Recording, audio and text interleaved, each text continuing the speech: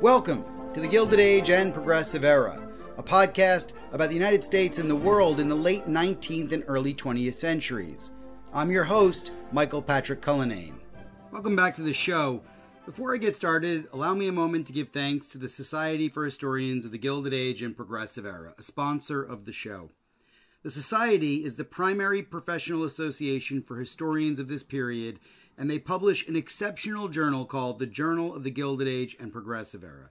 If you like this show, you'll love the journal, and you might want to consider joining the Society. You can find out more on shgape.org. That's SHGAPE.org. Now for today's episode. How do we remember the past, and what resources are at our disposal? Can we trust historical sources? And what happens when a historian stumbles upon a story they can't resist? Today, I'm joined by Dr. Maura Jane Farrelly, a distinguished professor of American Studies at Brandeis University, who has taken a detour from her normal research on early Republic religion and politics. And in her latest book, called Compliments of Hamilton and Sargent, a story of mystery and tragedy on the Gilded Age frontier, she explores the history of the Gilded Age using the lives of three people from prominent families who moved to Wyoming in order to start over. And one of those is Robert Ray Hamilton, a state lawmaker from New York and the great-grandson of Alexander Hamilton. Another is John Dudley Sargent from New England. These two men have secrets that come out in the book and include things like bigamy, blackmail, murder, incest, baby selling, mental illness, and much more. As Maura Jane puts it, this is a story about the early demise of our right to be forgotten. So without further ado, and because I don't want to give too much of the story away, welcome to the show, Maura Jane. Thank you very much. All right, well, I'm really excited to have you on. This is a very different book from those that you've written in the past. So just to let listeners know, I mean, your previous research is on the early Republic and on religion and culture. And this is a story of migration, suicide, murder, baby stealing. And there is a cast of hundreds of characters, I think. But there are two central leading men, John Dudley Sargent and Robert Ray Hamilton. And before we get into the gritty details, how did you come to this story? Because it is so different from what you've previously written. Yeah, I mean, it's a completely different time period. And while I would like to think I probably knew more about the Gilded Age than the typical American walking down the street, as far as our profession is concerned, it was a real learning curve for me. I kind of stumbled upon this story. My mother, after her mother died, my mother found a photograph in my grandmother's house of a woman, and she is now on the cover of the book. Her hair is piled up on top of her head, and she has sort of a high-collared blouse and a high-waisted skirt. Puffy sleeves, so you can sort of tell it's late 19th, early 20th century by the style of her clothing. And she is standing next to a cabin under a lean-to, and there is a phonograph in the grass in front of her, and she is playing the violin. And in the background, there is a lake and the Rocky Mountains. It's the Tetons. She is in what is now Grand Teton National Park, and though it was not then. And on the back of this photograph, my grandmother had written the name Edith Sargent. And so, I did what we all do, but we don't let our students know that this is what we do. I hopped on Google. I thought, who is Edith Sargent? And of course, I immediately got thousands of hits since it is not an unusual name. But when I added words like Wyoming and violin, I eventually found a letter to the editor that Edith Sargent had written to the New York Times in 1913, where she was taking great exception to the way the Times had covered the death of her husband, John Dudley Sargent. And she said that he suffered from melancholia, but that melancholia does not prompt one to kill his chum. And then the New York Times gave some background for readers, and it reminded them that her husband was the business partner of Robert Ray Hamilton of this city, who is the son of General Schuyler Hamilton. So that immediately, bing, bing, bing, said to me, okay, this is some descendant of Alexander Hamilton. And it turns out it's his great grandson. And the Times said readers will remember that Mr. Hamilton was a lawmaker of this city and that he was involved in a scandal in which a purchased baby figured. And so that immediately I was like, okay, I got to find out more about what is going on here. And that's what started me on this journey. And it was incredibly fun. I have never had so much fun with research as I did with this project. That definitely shines through in the book. I mean, one of the things, so you're pulling at this string and you're learning more and more, but let's introduce the characters here. Let's sit Hamilton and Sargent. Let's go back because I mean, history gets so much wrong here as well, and your book in a lot of ways is a corrective. Let's dive into the story of Robert Ray Hamilton. My guess is that listeners will, as you point out, know his illustrious family and his links to Alexander Hamilton, but nothing of him. But before you tell us about him, tell us about that bloodline and how it leads to Robert Ray.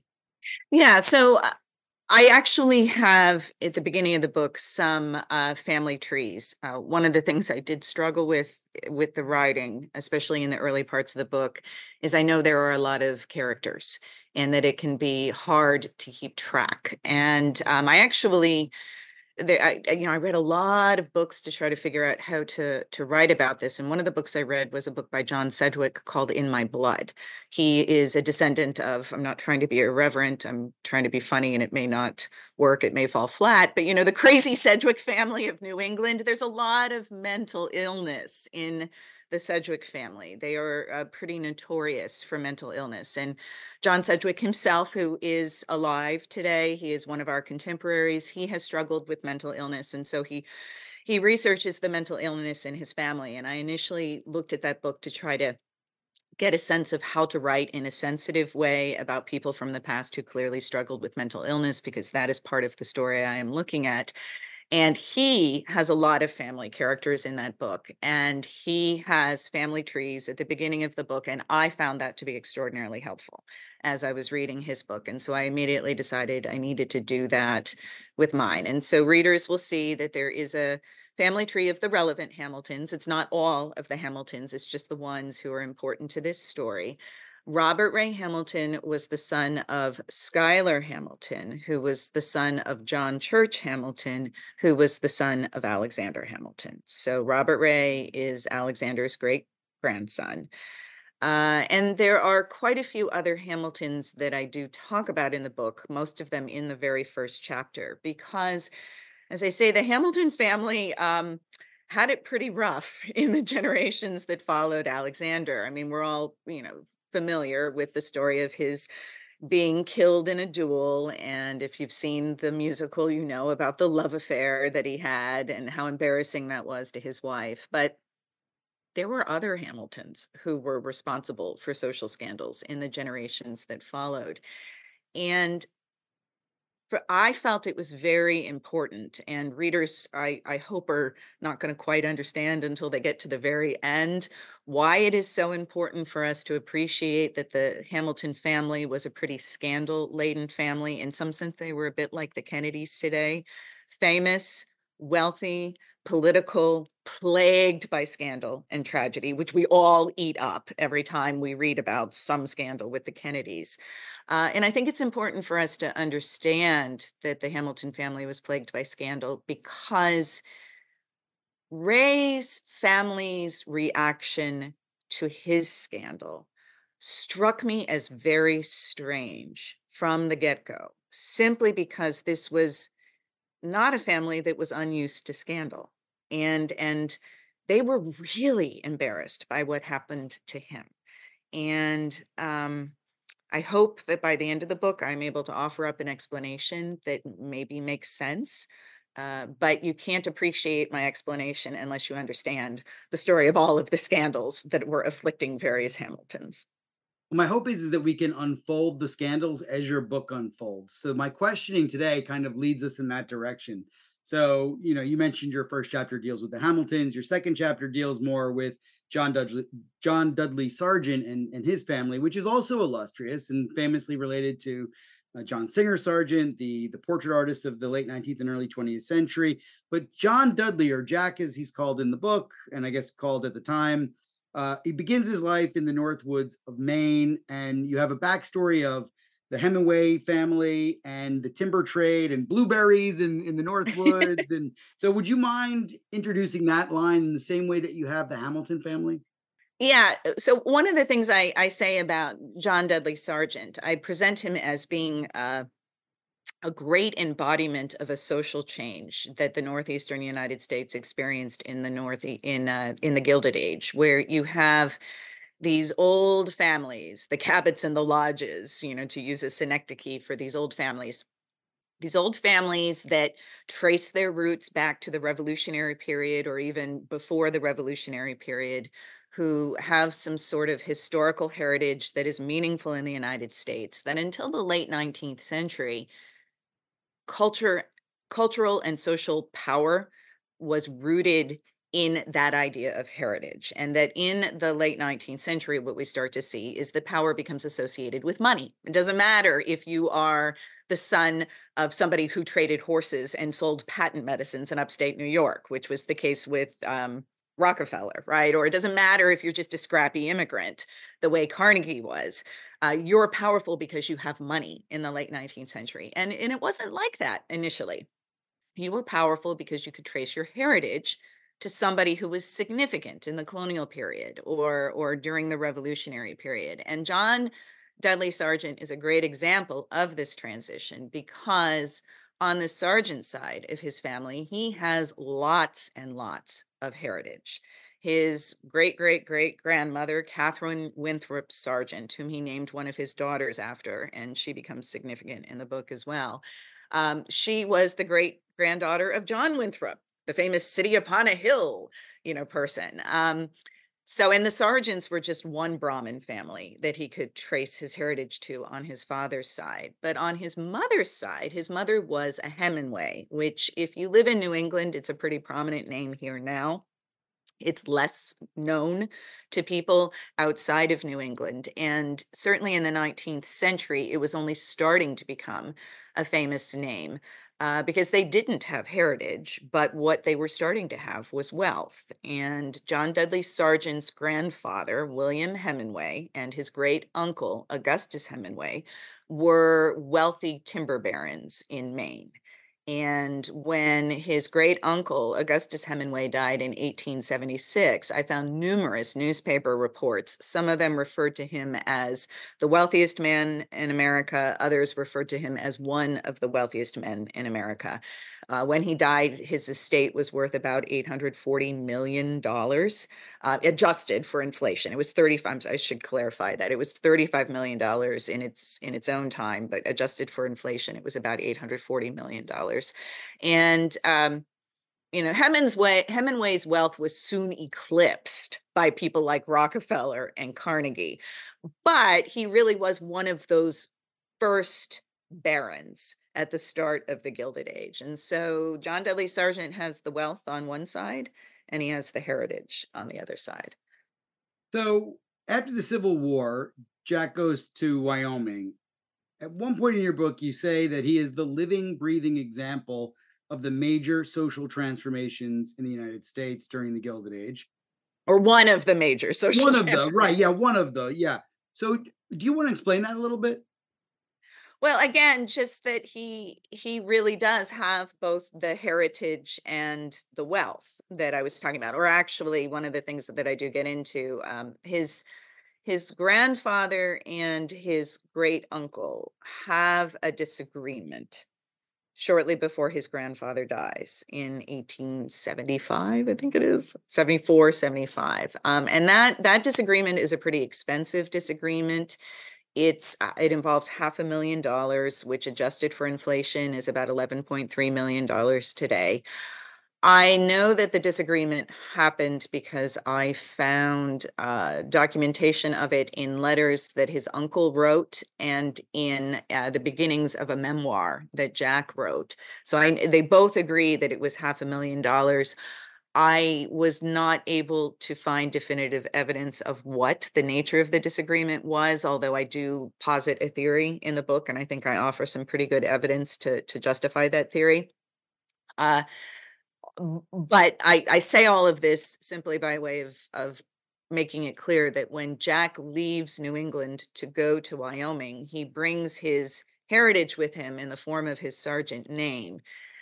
He doesn't really bring the wealth with him because of this disagreement that his grandfather had shortly before his grandfather's death. He is supported by his cousin. He regularly gets money from his cousin during the time that he is living in Wyoming. And in fact, these regular payments that he receives from his cousin cause him to develop a reputation in the American West as something known as a remittance man, which was a term that was common not just in the American West, but in the Canadian West as well. It was a term that was applied toward men who had usually gotten themselves in some sort of trouble on the East Coast, and their wealthy families needed to send them west so that they could sort of get away from the scandal and hide out there.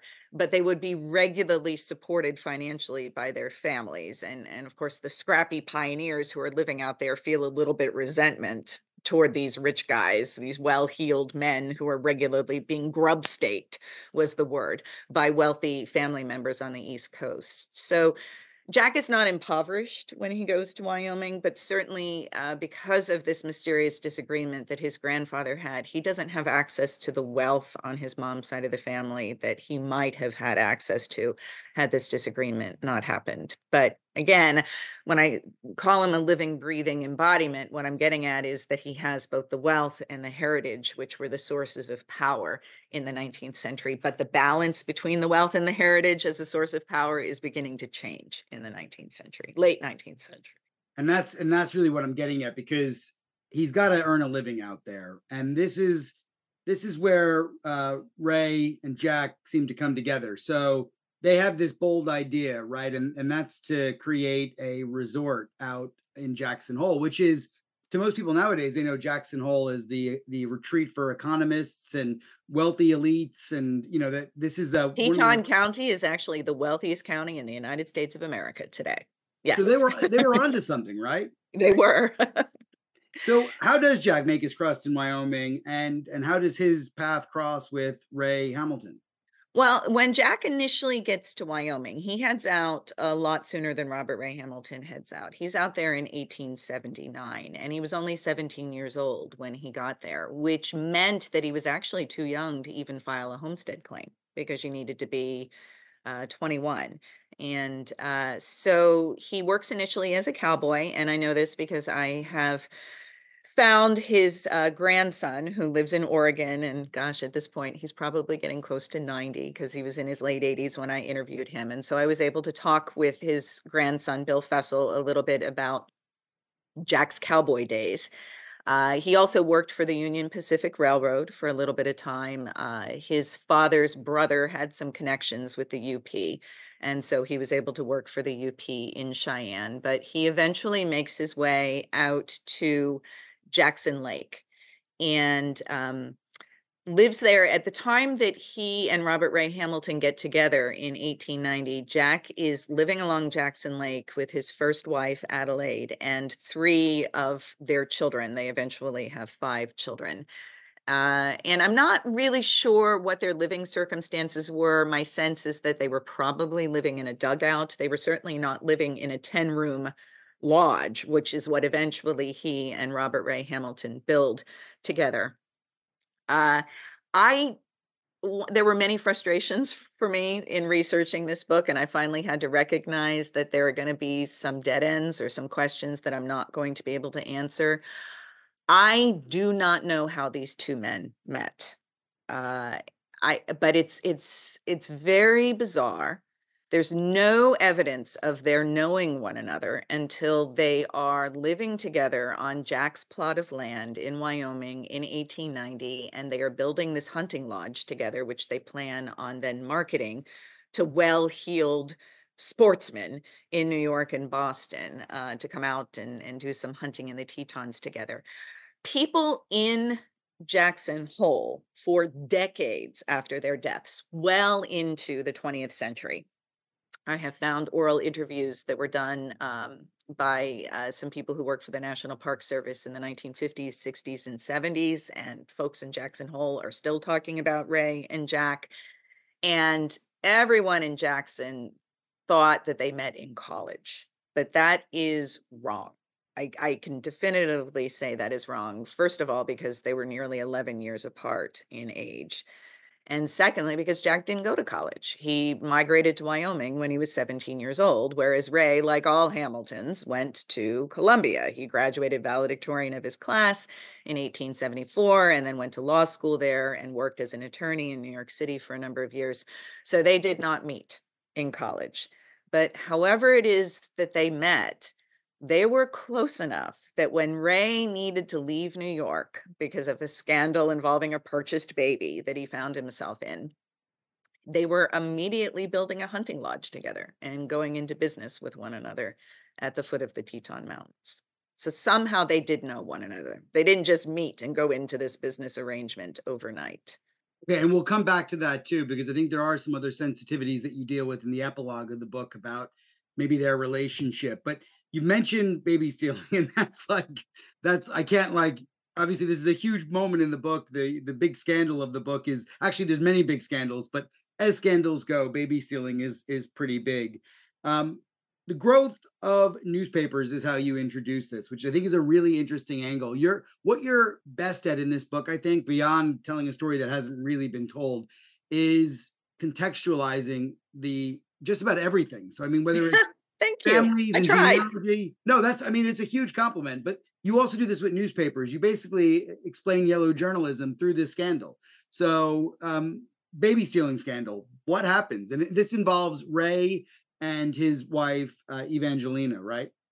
Yeah, so this is very helpful for me, by the way, Michael. You are the first person other than my editor and my parents whom I've had a chance to talk to about this book who has also read the entire finished version of the book. And I realize that going forward, I am going to have to find a way of talking about the book to both people who have read it and people who haven't read it, and not give too much away for the sake of the people who haven't read it.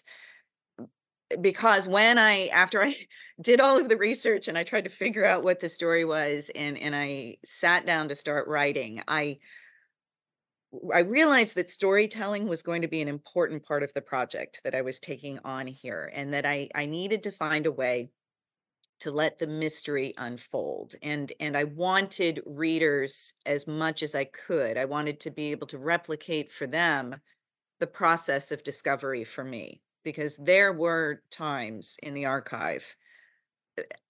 I will tell you, there was one time when I left an archive and I went back to my car. This was in New York City and it was snowing, and I actually started crying over something I had discovered in the archive. So, how can I kind of maybe not make readers cry, but kind of replicate that experience of discovery? And I hope I've done that. And so therefore, in talking about the book, I don't want to ruin all of that by giving too much away.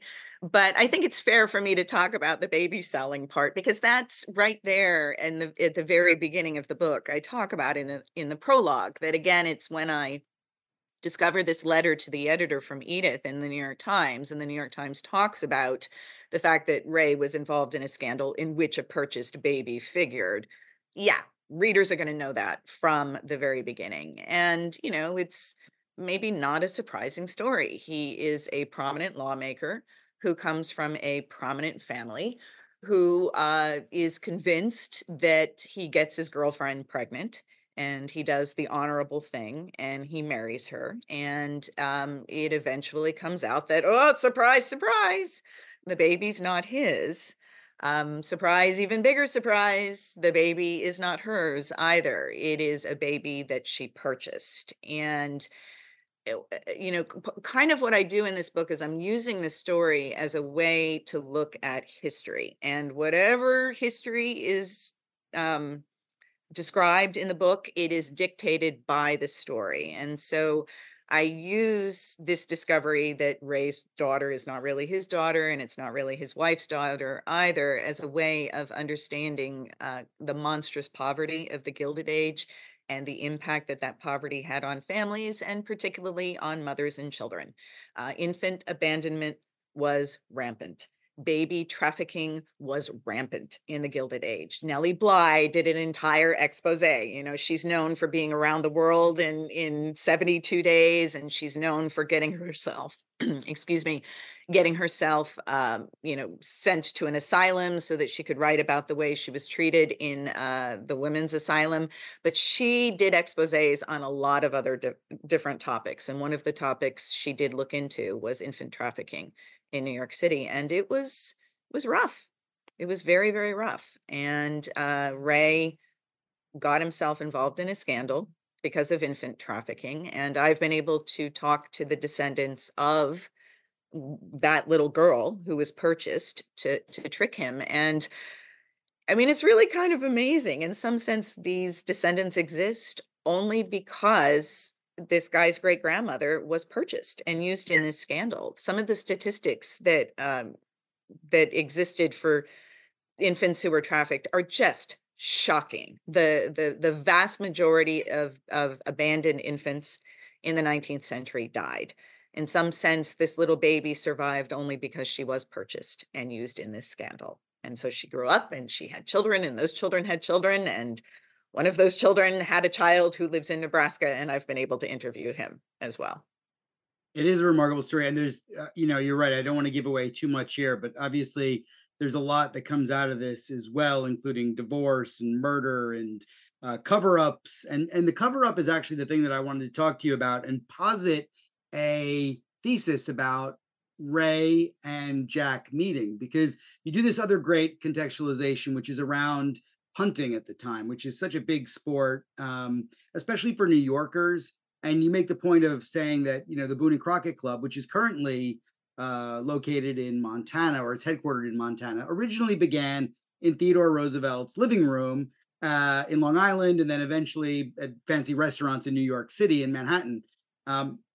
That idea to me about Ray trying to deal with his grief of kind of losing a baby and a wife, or not losing them, but losing them in the sense that he had imagined his life would be, going out west to find solace in hunting. And is that part of this story as well? Or I mean, have you found any strings that can draw you back to that? Well, that's interesting. I, he may have gone out there to find solace. I just asked I because think he definitely went out there to hide. it's a familiar story that comes up quite a bit in this kind of time period about young men either losing partners. I mean, this is the Theodore Roosevelt story in a lot of ways too, right? Losing his wife and his mother on the same day, goes out to the Dakotas where he had hunted before and found some degree of solace. Yeah. So one of the things I was able to verify is that Ray was friends with George Bird Grinnell, who was the other founder of the Boone and Crockett Club. And I don't know if all of your listeners are going to know what the Boone and Crockett Club is. It's a club that encourages hunting, but encourages hunting as a way of promoting conservation.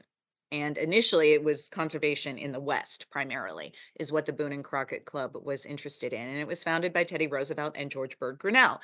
And Ray was friends with George Bird Grinnell. And in 1874, long before this scandal happened, after he graduated from college, Ray went out to Montana because that summer Grinnell was working for the United States government on an expedition of the newly created Yellowstone National Park. And so Ray spends several weeks out there hunting. Grinnell was a big promoter of hunting as a way of encouraging conservation. And so Ray kind of gets bitten by the hunting bug while he's out there. And when he comes back east, he's obviously not able to hunt elk and buffalo on Long Island, right? But he really gets into duck hunting is the big thing he is into. And he has an extensive gun collection. He owns several bird dogs. He belongs to a number of prominent hunt clubs on Long Island. There was a prominent hunt club in Michigan that he belonged to as well. And after the scandal breaks with his wife and his daughter, who is not really his daughter, and it's being written about extensively in the newspapers, and it is really deeply humiliating to him, he decides to go out west, which is not a place that he is unfamiliar with. He doesn't go to Montana, though. He goes to Wyoming, and I theorize as to why. Again, I think it has to do with the fact that he is going west, not just because of his love affair with the region and his love affair with hunting, but also he is trying to get away from some of the attention. And Montana was filling up fast with Easterners because of the development of the railroads. But Wyoming, not unlike today, was still a highly unpopulated state, particularly, or yeah, it would have been a state almost by that point. I mean, literally, the summer he goes out there is when it switches from being a territory to a state. Particularly when we talk about its population of people of European or to some extent, some small extent, even African descent. The non-indigenous population of Wyoming was quite small. And again, it's that population that he's trying to take a break from. And I think he's hoping that things are going to settle down a little bit. The press will find him to be boring, and eventually he can possibly return to his life on the East Coast. Although I did find some documentation from Jack that suggests very, very strongly that Ray's intention was to live out there in Wyoming for good, maybe return to New York on a regular basis, but that his intention was to live there. So if the listener will notice that you're talking already in the past tense because Jack doesn't make his way back east. He's drowned in Snake River, which or Ray doesn't. Sorry, Ray. I'm sorry, Ray. Jack very much is alive. But and not far from where Jack lives, Ray is found drowned in Snake River. Or is he? Dun dun dun. Yeah, dun dun dun. Right. Yeah. This is the speculation. Ray is dead, in fact. I mean, I shouldn't be even speculating, but this sets off another string of legal battles. And this time, not certainly related to his daughter, not daughter, but also really about his estate. So who contests his death and the inheritance, and who wins? Well, his wife is the big player here, because she's entitled to a dower, right? The dower right. She's entitled to 1/3 of his estate if, in fact, she is his wife. And his estate was pretty extensive. Again, this is a period where old families like the Hamiltons are starting to be eclipsed financially by the wealthy newcomers like the Carnegies and the Rockefellers. But that doesn't mean the old families don't have money. They still have quite a bit of money. And Ray had a law practice where he was pulling in about $18,000 a year, which adjusted for inflation is excess of $500,000. That's not that big a deal, but it's something. Of course, he's dead, so he's not going to be working as a lawyer anymore. But he also inherited an annuity and some rather lucrative real estate holdings in New York City from his mother's father, who was his namesake, Robert Ray. He inherited an annuity that was worth more at the time, $40,000, which adjusted for inflation is excess of $1 million. That's what he would be paid every single year from the annuity. And then he had these extensive real estate holdings, some of which he jointly owned with his aunt, his mother's sister. And so it's a pretty lucrative estate. And his wife, understandably, stakes a claim to 1/3 of it, even though she's actually in prison at the time.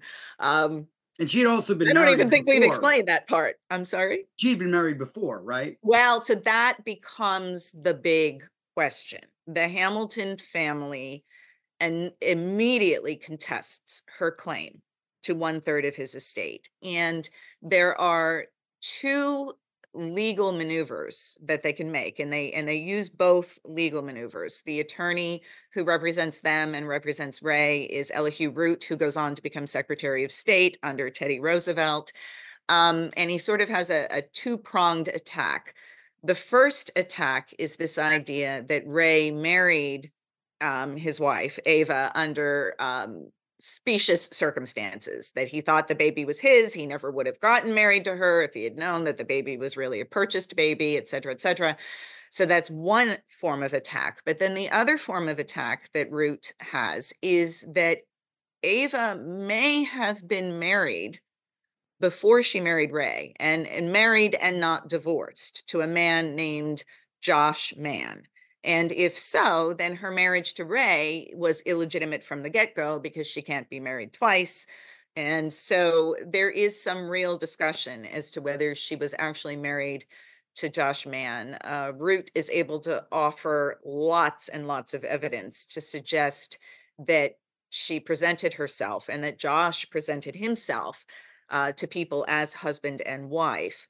But Root is never able to find a marriage certificate for for Ava and this man named Josh Mann. So it really does complicate his effort to block Ava's access to Ray's estate. But they do eventually work things out, and I'll just kind of leave it at that. Oh, but I think one of the things you were getting at is that at one point, rumors start circulating at one point while the trial is going on to determine whether Ava is going to have access to Ray's estate. Rumors start circulating in newspapers that Ray is really alive and that he's hiding in Australia. And, I think he wasn't. He was solidly dead. And I think that these rumors are circulating for a couple of reasons. Number one, newspaper editors love the rumors because they allow them to sell newspapers. But B, Ava's lawyers have a vested interest in having him be alive, because if he is alive, he is responsible for all of Ava's bills, so long as he is alive. But he wasn't. He was solidly dead. I can definitively say that. Solidly dead, and it's Jack Dudley Sargent that kind of confirms that. Goes to Elihu Root's office and explains that exactly how Ray Hamilton died. And he had no public profile before Ray's death. He was a runaway, and that story is going to be important later on. But he's now associated in the press as someone who confirms Ray's death. And then the heat starts to come onto him. The attention starts to come onto him about 5 or 6 years after Ray's death, when Jack's wife dies in a really terrible way in a winter in 1897. This sparks an investigation into their living conditions in Jackson, Wyoming, or near Jackson Lake. So can you tell us a little bit about their existence out there and how it transformed after Ray Hamilton died? Sure. So John Dudley Sargent married a woman named Adelaide Crane.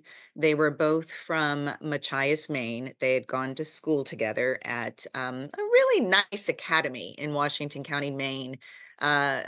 Addie's father, Leander Crane, was also a fairly wealthy man, and Jack's aunt, his great uncle's widow, paid for him to go to this exclusive academy in Washington County. And so they meet in school and they get married, and he brings Addie out there, and they eventually have 5 children together, 4 of whom were born in Wyoming. The only one who was not born in Wyoming was the very first one, his only son, Charles Hemingway, whom they called Hemingway after his mother's side of the family. And so after Ray dies, the lodge that the 2 men were building together, again with the intention of marketing this lodge to well-heeled hunters on the East Coast, the lodge was nearly complete when Ray died in late summer, early fall of 1890. And so the Sargents move into the lodge together.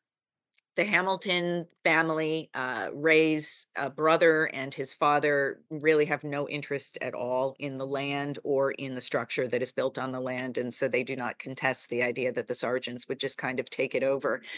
And so the Sargents live out there for most of the year, every year following Ray's death. But winters in Wyoming are still pretty harsh. And so they would generally leave in the wintertime. They would usually leave in November and come back in late March or early April. There was one winter that I know that they went to New York City, and Jack worked for his cousin's company, his cousin Gus Hemingway Jr.'s company in New York City. Most winters, however, they went to Salt Lake City. But there was one winter that they chose to stay on the property along Jackson Lake, and that is the winter of 1896 into 1897. And that winter ends up being disastrous for Jack's wife, Adelaide, and she does die as a consequence of injuries that she suffered during that winter. Yeah, the reports are pretty grim. I mean, your book goes into great detail, and I won't I won't dive into those right now, but the way that Jack treated his wife and treated his children was pretty abysmal, it sounds like. Yeah, and what was interesting for me, which I something I do feel that I guess I can talk about without getting, spoiling the mystery, so to speak. But the story of his wife's death is pretty notorious in Wyoming. I one of the things I say in the prologue is that when my mother showed me this photograph of Edith, I had no idea who she was. My mother had no idea who she was. I have since learned that she is a pretty famous character out in Jackson, Wyoming, as is John Dudley Sargent, as is Robert Ray Hamilton. And the story of Jack and his first wife, Addie, and her death is part of the lore that kind of animates Teton County out there. And so I knew some grim truths about her death, but I really didn't get the nitty-gritty details and didn't get confirmation that some of the lore was actually true until I discovered a set of depositions in an old archive in New York City that were taken in 1897 because of a libel lawsuit that John Dudley Sargent launched against Joseph Pulitzer and James Gordon Bennett Jr. And I get the impression that Pulitzer and Bennett said, like, to their lawyers, we're going to pull out all the stops. We just want this guy to go away. Crush him. Do whatever you can to crush him and make his libel lawsuit disappear. And so the attorneys arranged for depositions to be taken from some of the people in Wyoming. And so when you look at the archived material, you have sets of questions that were put together by lawyers in New York and sent out to lawyers in Wyoming. And then on separate papers, you have answers to the questions. And that was where I was able to get some of the real details about what happened in that winter. And it's pretty disturbing. It is pretty disturbing. Yeah. But, I mean, one of the things that's interesting though is that you started this story with Edith and we've not talked about her at all. This woman with the hair and the dress and the violin that was so curious to you and your mother.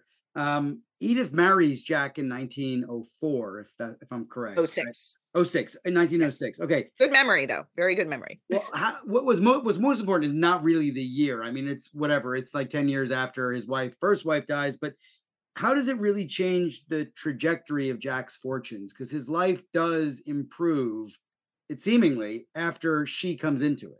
Yeah, so Edith herself comes from a wealthy family in New York City. Her father, James Monroe Drake, was a prominent bonds trader in New York. He actually apprenticed with a man named Jacob Little, who was the very first person in the United States to make a fortune through short selling. And that is largely how Edith's father made his fortune as well. And Jack was paid by Edith's brother and sister to marry her and keep her out there in Wyoming. He regularly received money from her older brother and her older sister, who wanted her to be out in Wyoming because at that point, Wyoming was probably the farthest removed you could get from the press in New York City. And just as Ray went out to Wyoming in an effort to get away from the press, Edith goes out to Wyoming, not necessarily of her own accord. She is sent out there by her brother and sister to get her away from the press because she, just like Ray, had become a celebrity. You pointed out, and this is true, that until Jack gets himself involved with Robert Ray Hamilton, he's really not a personality in the press. But Ray and Edith were both well-known characters. Edith in particular was really persecuted by the press. She I can't say that she was mentally ill. She was definitely thought to be mentally ill by her family. She was institutionalized a number of times. She was an incredibly talented, incredibly creative, incredibly imaginative, strong woman who really did not conform to the behaviors that were expected of women of her particular class. So maybe she was mentally ill, maybe she was just different. I don't know.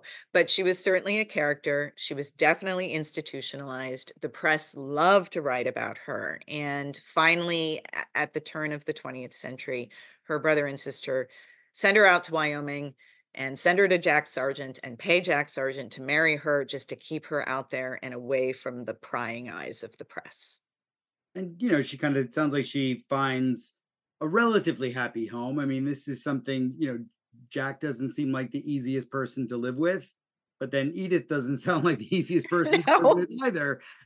So, I think they complemented each other well. I do. yeah, it's amazing in the sense that they got on as well as they did, and that they, she lives for much longer. Jack doesn't have the happiest of endings. If you want to kind of let us in on that story. Yeah, and I think I'm okay with that because I do talk about this in the prologue as well. He takes his own life when he is 54 years old.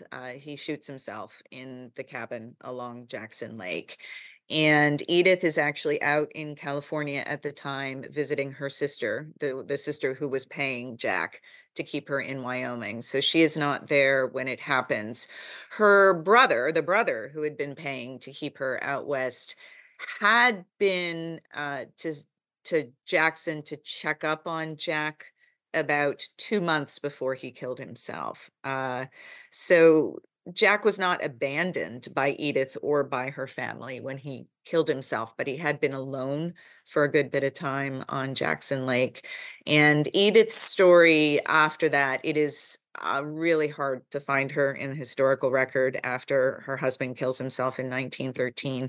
I do know that she is again institutionalized by her family in New York, and she eventually dies in 1947 in Manhattan. But she lives a long life. She's in her 80s when she dies, whereas Ray is in his late 30s when he dies, and Jack is 54 when he dies, which I would like to say is young. Thank you very much.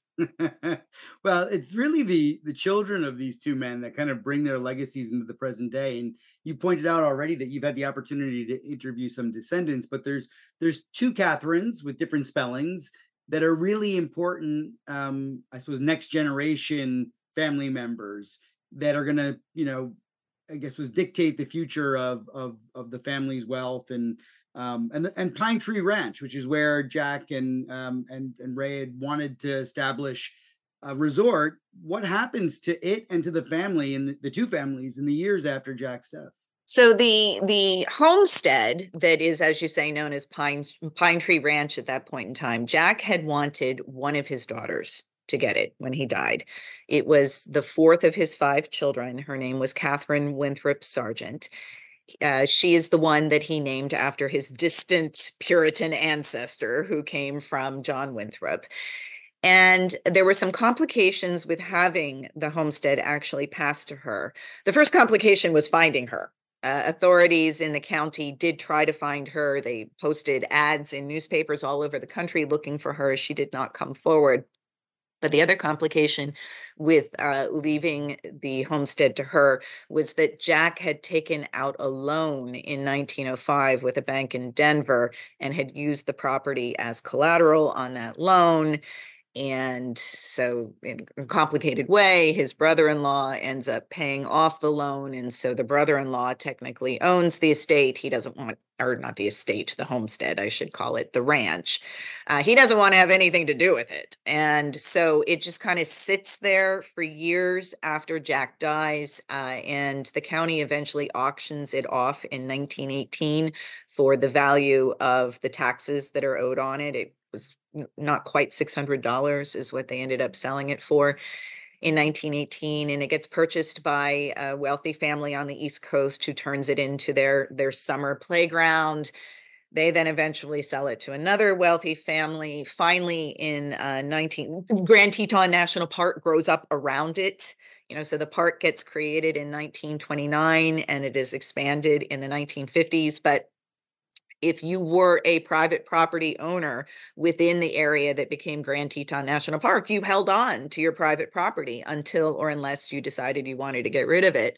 And so finally in 1976, the family that owns the property does decide to sell it to the National Park Service. And I'm blanking out on the numbers now. I want to say it was like $3.3 million, something like that is what they sold it to the National Park Service for. I do know that adjusted for inflation, the value today would be about $14 million. And, and of course, Jackin wanted his daughter to inherit this what turned out to be an incredibly valuable piece of property. And, it's also a little sad to me because what led to Jack's moving out to Wyoming in the first place is this mysterious disagreement that his grandfather and his great uncle had, that again, adjusted for inflation, the value of that disagreement was about $11 million. And then Jack moves to Wyoming, and today the property, that he ultimately ended up owning has a value of about $14 million. So it's a little sad. It's a little sad that Catherine Winthrop Sargent did not inherit that property. I mean, in general, the story is incredibly sad, but I don't want to give possible readers a bad impression. What I was actually most impressed with you as an author about here is how you dealt with sensitive topics, because you've got this long epilogue. Not, I shouldn't say it's not that long, but it's an extensive epilogue that kind of brings us up to date with things, but also injects a little bit of speculation about these people's lives, whether how do you handle mental health? How do you handle suicide? How do you handle sexuality? I mean, there's a point you make in the epilogue about possibly Jack and Ray having a relationship, a physical relationship. How do you At the deal very with this? least, I think people thought that. Whether they did, Right, I can't begin to say. But right. I do feel confident saying that people thought that. And that's a very difficult thing to deal with, because as a historian you can't prove it, and yet you still want to write about it because it's relevant, at least in the sense of their relationship and their closeness and their intimacy, which was apparent, but it's not important really to any other part of the story. It's just in terms of establishing that intimacy. So I thought it was interesting that you made the decision to not put it into the body of the book, but that you put it in the epilogue. And I thought that was a really academic treatment of it that was honest. And so I wanted to sort of commend you for your honesty in the book, but also ask you how you made some of those decisions. I will say one of the things I struggled with while doing the research was whether I should continue with this project after I started to discover some of the things that I discovered.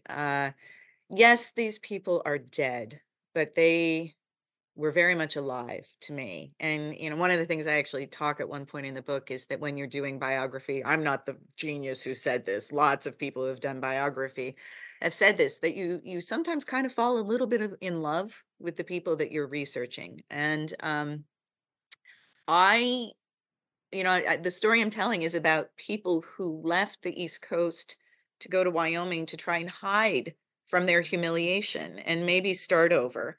And then they eventually died, as we all will. And their story was never entirely forgotten. And that's one thing that I make pretty clear in the prologue is, that there is a memorial plaque on Riverside Drive in New York City that rehashes the details of Ray's scandal-laden marriage, that there is a musical or an opera that was written about Jack and Edith that was performed at the Brooklyn Academy of Music that rehashes a lot of the inaccurate details about their marriage. So they were never entirely forgotten, but a lot of their humiliation was eventually forgotten. And then I come along in the early decades of the 21st century and I'm starting to resurrect it, and I was like, maybe walk away, Farrelly. This is not your story to tell. And I ultimately decided to go forward with it, number one, because let's face it, I put a lot of time into the project and I needed to produce something. Uh, but I also thought, is there a way that I can make their story more than just prurient? Is there a lesson that can come from resurrecting their humiliations? And that's kind of what I get into then in the epilogue. And this is not I certainly had the members of our profession in mind when I wrote this book. It is absolutely a book that can pass muster with all of the professional standards that we are used to. It is thoroughly cited, copiously notated. It's not really, I'm not putting anything new out there historiographically, except maybe in the prologue and in the epilogue, where I do kind of muse on the historian's craft and why we do what we do and what the importance of history is in the first place. And I say that I think the important lesson history can teach all of us is that things change. Life is change. It is pretty much the only constant in the human experience is that things are going to change. And the values and the habits and the beliefs and the behaviors and the laws and the manners and the standards that we have today and that are intensely important to us sometimes and which we freely use to judge one another had to become what they are. They were not always what they are today, which means they may not be what they are today tomorrow. And so, in talking about the way Edith's mental health was viewed by people in her own time, or talking about the way Ray's possible sexuality was viewed in his own time, I think it's pretty clear that we don't today, in the 21st century, we don't view mental illness that way, and we don't view homosexuality in that way. And so, I guess I reveal these humiliating truths about these people who are dead by way of getting us to think seriously about how the way we are receiving those humiliating truths today is very different from the way they were received by people in their own time. And that to me suggests that some of the things that we are using to judge one another today may be very, very different in the future. And can we maybe just take a step back and think about that for a moment before we lash out on social media and condemn somebody for not conforming to whatever the standards are that we have in our own time? Wow, there's so much to unpack there. I just want to say to listeners and readers, your prologue hints at this conclusion. You say that this book, it's kind of like the Sunset Boulevard version. You start with the dead body in the pool. You know how it's going to end, but the journey is really the important thing. And let me also commend you for this. Not every text, whether it's academic or otherwise, needs to plug a gap in our stories. Thank you. Sometimes a story can just do what you say it's going to do in the outset, which is this is going to tell you about humanity and the American experience. And that's what your book does. And thank you for it. Thank you. I really enjoy. I'm not sure how I'm going to recover from this. I'm sort of sad it's over, if you want to know the truth. I don't think there's any project that I took on that I had as much fun with as this project. Even though I'm crying sometimes when I leave archives, there is something fun about being moved by something you've discovered to the point where you cry. Well, it sounds to me that's a testament to the Gilded Age and Progressive era, as much as you've come to this period now, and now it's going to be very hard for you to shake it off. It really is. I mean, gosh, this period was a time of so much change so fast. I mean, that's the other thing that really became clear to me as I was researching the history. It's not just the amount of things that changed, but the rapidity with which it changed. And the challenges then that came with that rapidity, not just the change, but the pace of the change caused so many challenges, whether it's the challenges of infrastructure in cities that are growing so quickly. How do you create a housing infrastructure? How do you create a transportation infrastructure, a sanitation infrastructure for cities that are growing as rapidly as our cities grew during the Gilded Age? But also this gets linked to mental illness that, I quote some alienists at the time who unabashedly said it is the rapidity of technological change during this period that is causing so many nervous maladies to develop among people who are working, particularly in the area of commerce. And that strikes me as very similar to what you will read today about how psychologists are suggesting that the high levels of anxiety that we're seeing among the students that we teach is not unrelated to the changes that have come into our culture because of social media and because of smartphones. Well, I think you've done my job for me for selling this period of time as one that people should be interested in. Maura, thank you so much for coming onto the show. Thank you for talking to me about it. I really mean that. Well, that's all we have time for. Thanks for listening. You can follow the Gilded Age and Progressive Era on Twitter or on my website, michaelpatrickcullinane.com. Please consider subscribing or reviewing the podcast wherever you listen, because it really makes a big difference and helps direct others to the show. I hope you'll join me again for the next episode.